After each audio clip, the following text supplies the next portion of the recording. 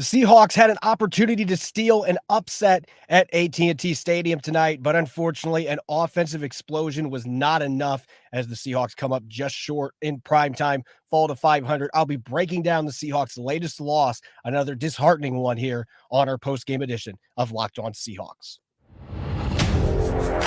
You are Locked On Seahawks, your daily Seattle Seahawks podcast, part of the Locked On Podcast Network. Your team every day.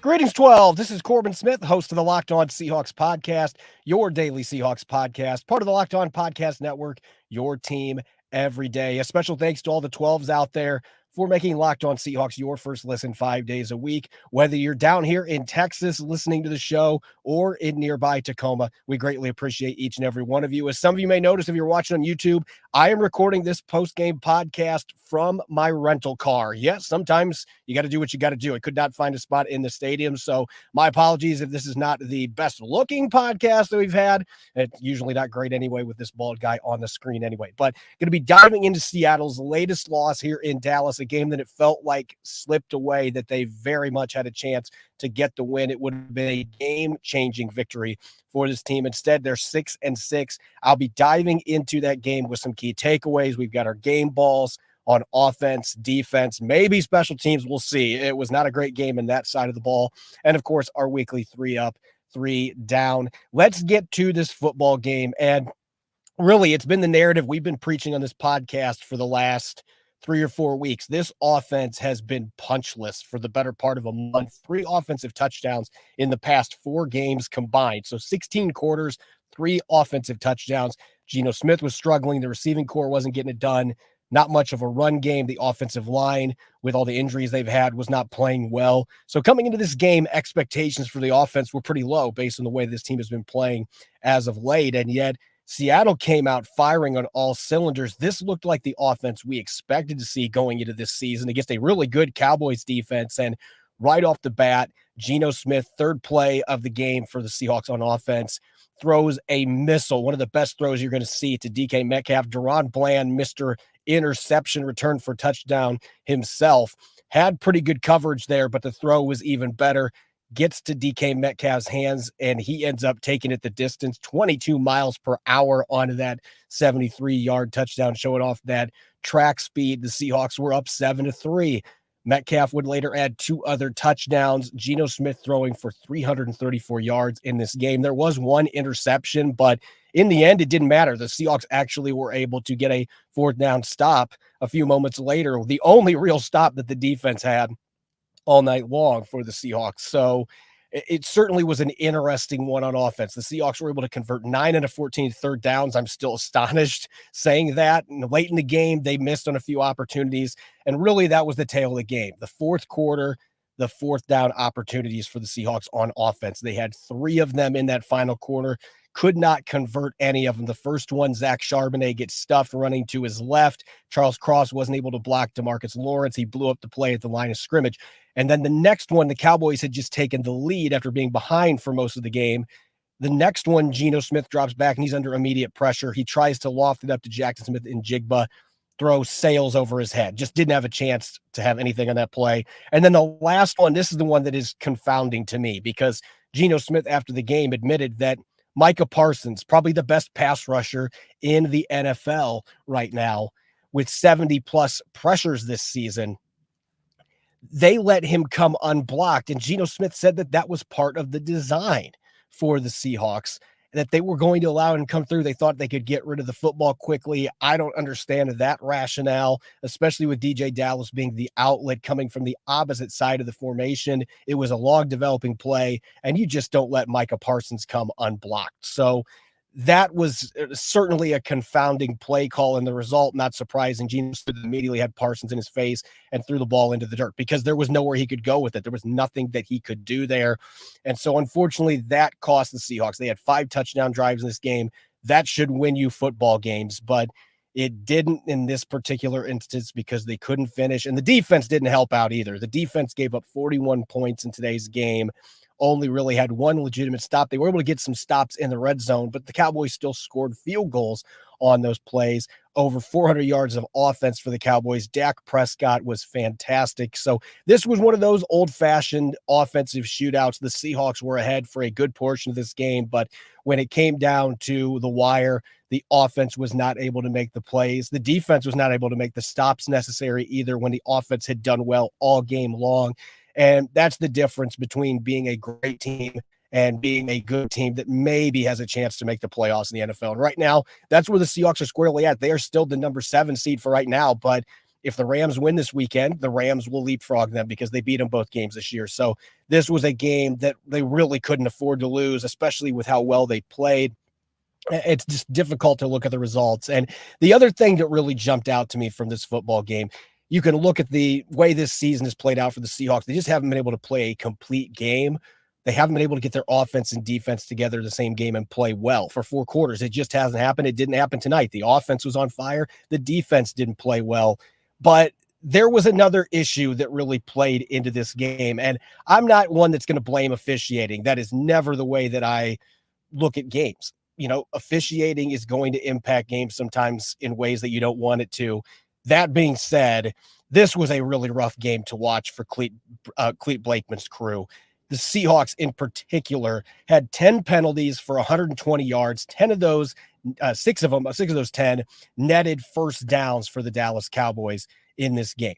And that just cannot happen. You cannot be that undisciplined. You can't give up that much yardage to an opponent as the Seahawks did in this football game. And the penalties have been a major issue for a couple of weeks in a row. They had major problems 2 games ago with the Rams with a bunch of penalties that ended up extending drives. But while that game, most of the calls I felt like were reasonable, this was a game that for both sides, I felt was just poorly officiated from start to finish. Clete Blakeman's crew, they fell into that situation where they were trying to make the game about themselves, just nonstop flags flying all over the place. And I'll just at the top of my head, just a few plays that stood out to me from this game. Jackson Smith and Jigba, at the end of the first half, the Seahawks scored with no timeouts. They marched down the field and got a touchdown.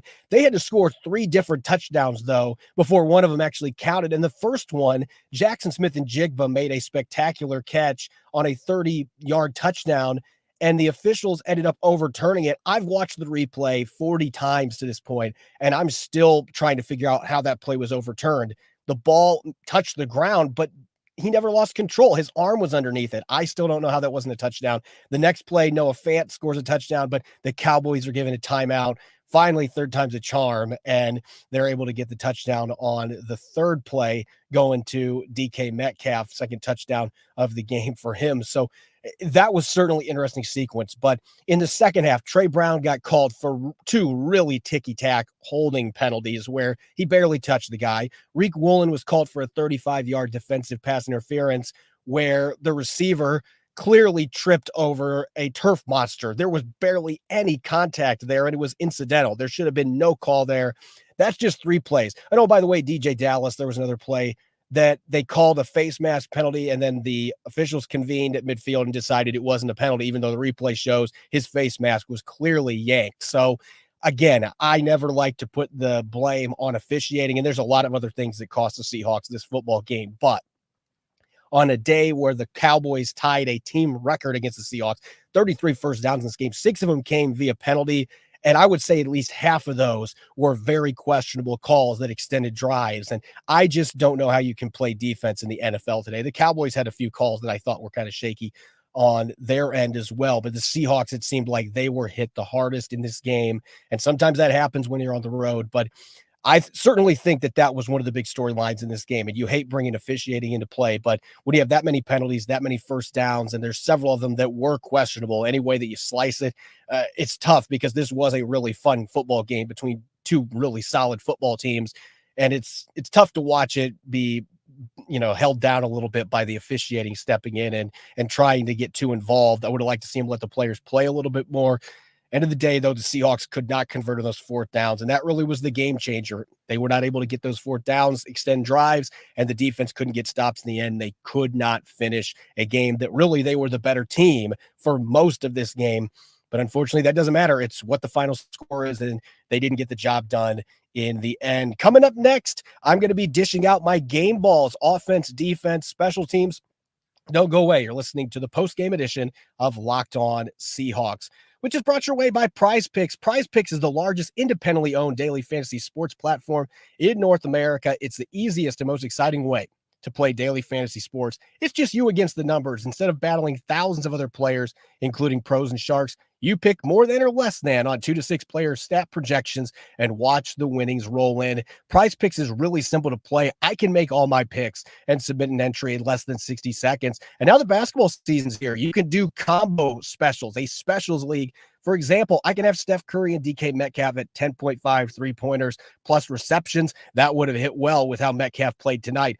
PrizePicks even offers a reboot policy so that your entries stay in play even if one of your players gets injured. For football and basketball games, if you have a player who exits the game in the first half and does not return, that player is rebooted. PrizePicks is the only daily fantasy sports platform with an injury insurance policy. Go to prizepicks.com/LockedOnNFL and use the code LockedOnNFL for a first deposit match up to $100. That's prizepicks.com/LockedOnNFL and use the code LockedOnNFL for a first deposit match up to $100. PrizePicks, daily fantasy sports made easy.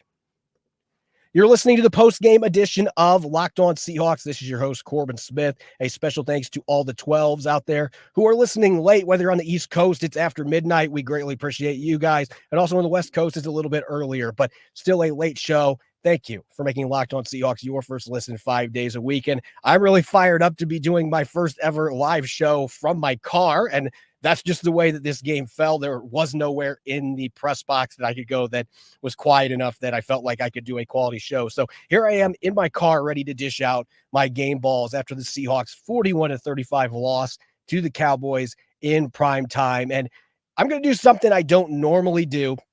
Usually there's one offense, one defense, and one special teams player. But I don't think anybody on special teams deserves a game ball tonight. Jason Myers was 0 for 1 on field goals. That loomed large late in the game as the Cowboys pulled off their comeback.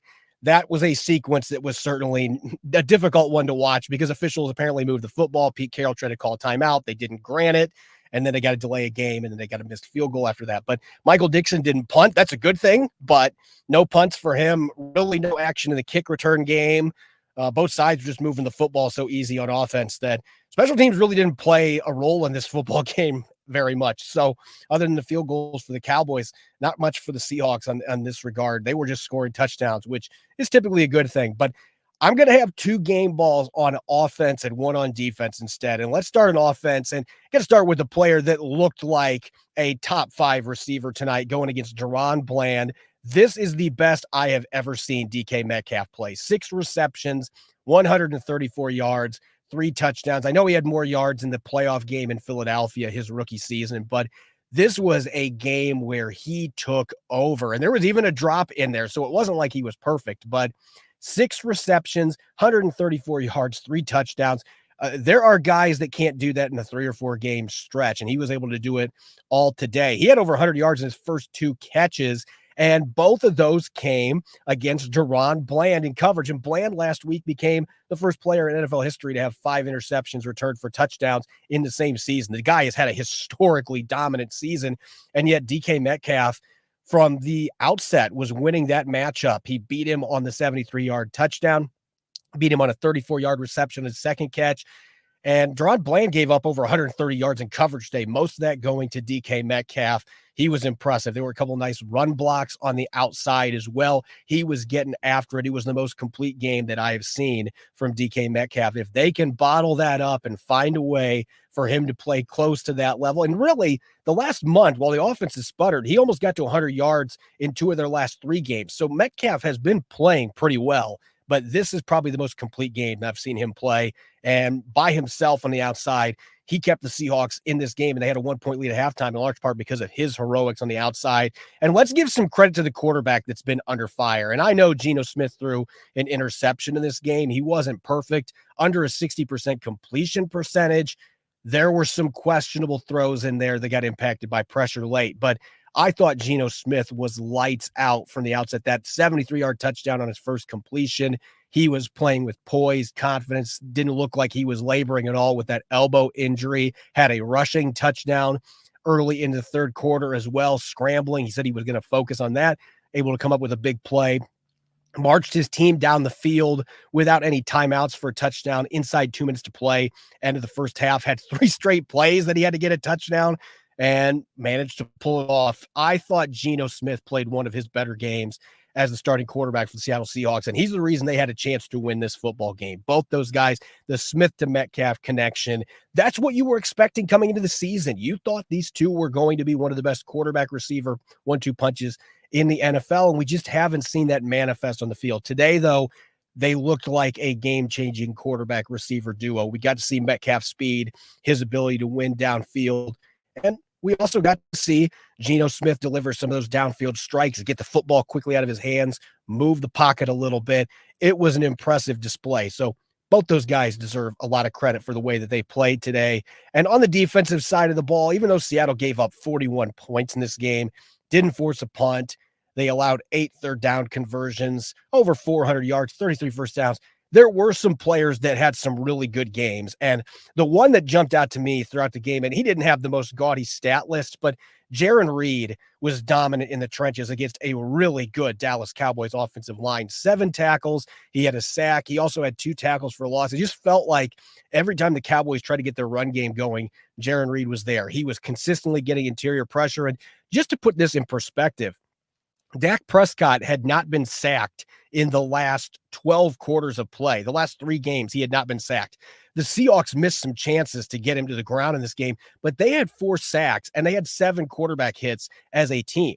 So compared to the competition that Dallas has been playing, where they've just been stonewalling pass rushers, the Seahawks had a lot of success, and Jiren Reed was at the center of that with that interior pressure. We get to see Leonard Williams get after the quarterback and get his second sack as well. So this was a lot of fun to watch, those guys up front working in the interior. And I thought that was the group that really played well for the Seahawks in this football game on defense. Linebackers, corner, and safeties, there were a lot of missed opportunities. The penalties certainly hurt that group as well. But Jiren Reed had a great game. I thought that Draymond Jones had some promising rushes. Leonard Williams did some nice things. But Jiren Reed was the guy that stood out to me the most in this game from start to finish, that consistently was coming up with big plays. Even though the defense wasn't getting the job done as a unit, he played really well tonight and continued what has been a resurgent season with 5 sacks so far.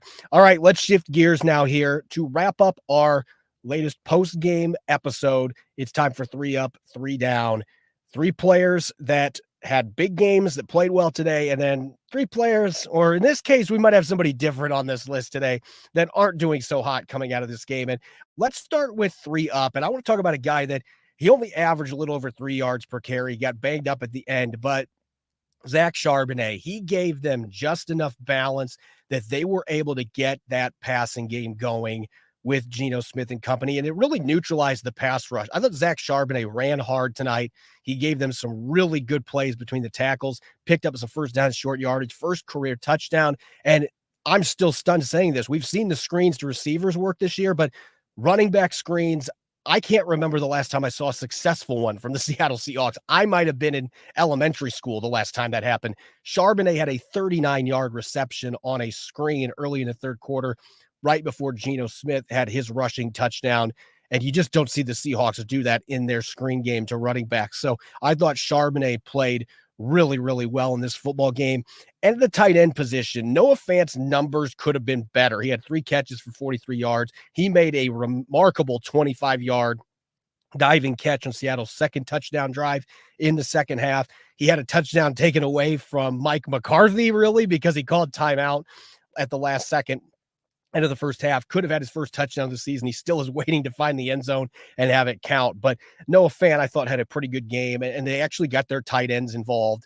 Will Dissly could have maybe had a touchdown. That was the one big miss that Gino Smith had today. But Noah Fant had a really solid game that I don't know that the stats necessarily justify how much of an impact he had. He'd like to see the Seahawks continue to find ways to get him involved in their aerial attack. And last but not least, on my 3 up, 3 down, I mentioned Leonard Williams a few minutes ago.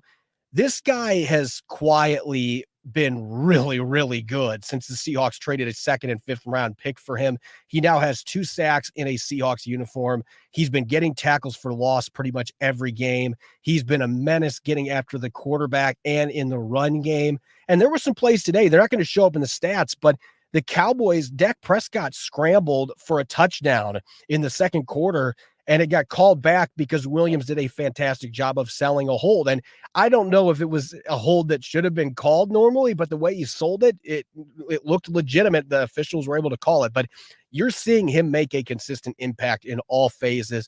And even though the Seahawks have not been able to win many games, in fact, they've only won 1 game with Leonard Williams on the roster, it is certainly not his fault. He has played at a really high level ever since number 99 came over. You can see his impact on some of the young players too. I thought Cameron Young did some nice things in today's game. Those guys are all learning from a player, a grizzled veteran like Leonard Williams, and he's given him good production. So don't look at the record with him in the lineup and think that he's having a bearing on that. This team would be in a lot worse shape if they didn't have him in the middle. He is continuing to play well. And then on the flip side, the downside to 3 down, there were several contenders for this, and I mentioned in the first quarter, and I don't like pointing to guys that are not playing in the game as having a negative impact on the game, but you look at the calls that were made, the calls that were not made in this game, and I continue to go back and look. There's 2 plays that stand out to me the most from this game for Clete Blakeman and his crew. The pair of holds that Trey Brown was called for on one of Dallas's scoring drives in the third quarter, they were so ticky-tack. Like, I just don't know. And Pete Carroll was talking about that after the game. I don't know how you teach young guys to play defense in the NFL anymore, because these receivers, they have been taught now, just throw yourself into guys and you're going to get calls. And that's what officials are doing. Something has got to change. But Trey Brown was talking about it after the game. I don't know how you can play defense. What are you supposed to do in those situations? And I think Jackson Smith-Njigba's touchdown, and it's just because a 30-yard touchdown looks better than a 2-yarder or whatever. I would have loved to see Jackson Smith-Njigba get that touchdown that still, at this moment, I've watched it time and time again. I don't know how they overturned that play. It's laughable to me that that was not kept a touchdown. I don't see any evidence to suggest it was worth overturning, but they ended up making that call, and the Seahawks had to work extra hard to get that touchdown. There were other plays that I thought were really questionable. The Cowboys had some penalties in this game that I didn't necessarily agree with. The officials just got way too involved. 20 combined penalties in this game that were accepted. There were others that weren't. There were some penalties that were flagged that they ended up saying were not penalties, including the obvious DJ Dallas face mask penalties. So yeah, I don't like putting officials on here, but I talked to several Cowboys reporters after the game, and we all agreed that this was a game that was very poorly officiated, and they deserve to be put on the grill for what happened in this game. Not saying it totally impacted the final result, but they've got to do a better job. NFL officials should not be that incompetent.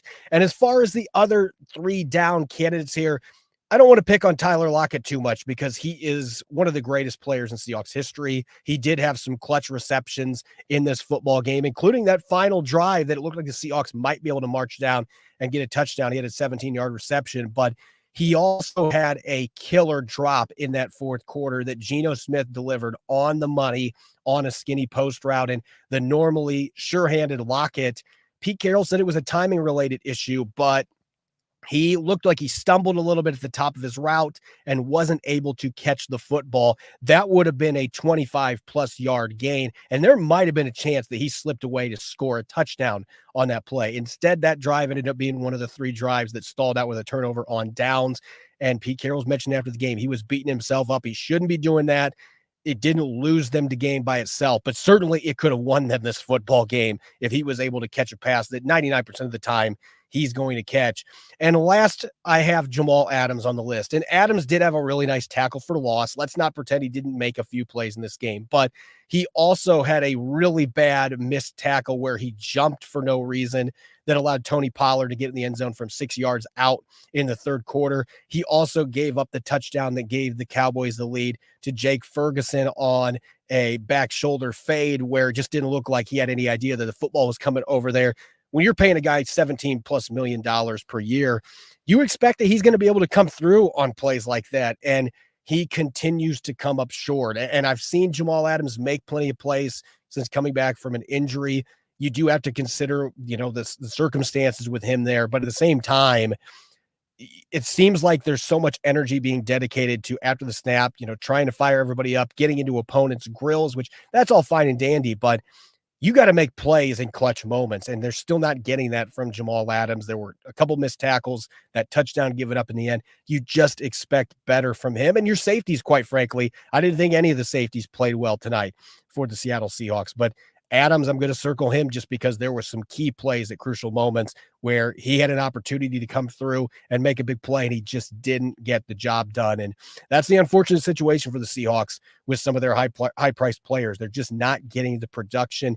You finally had your offense going, and then today the defense, a number of those guys just didn't play anywhere close to the top of their game. And in the end, that ended up being their downfall, giving up 41 points on the road to the Dallas Cowboys. As always, you can follow me on Threads at Corbin Smith NFL. Make sure to subscribe and follow Locked On Seahawks on YouTube and wherever you get your podcast to make sure you don't miss a single episode. We'll have an episode coming up on Monday. Maybe I'll have a show on Friday as well. Going to be traveling tomorrow back home, but we're going to have a show on Monday, our Monday Musings. I'll be rejoined by Rob Rang. We'll have a chance to look at the tape and see what jumps out to us from Seattle's latest loss in Dallas. Thanks for listening. Enjoy the rest of your Thursday night. Some of you for Friday morning. Go Hawks.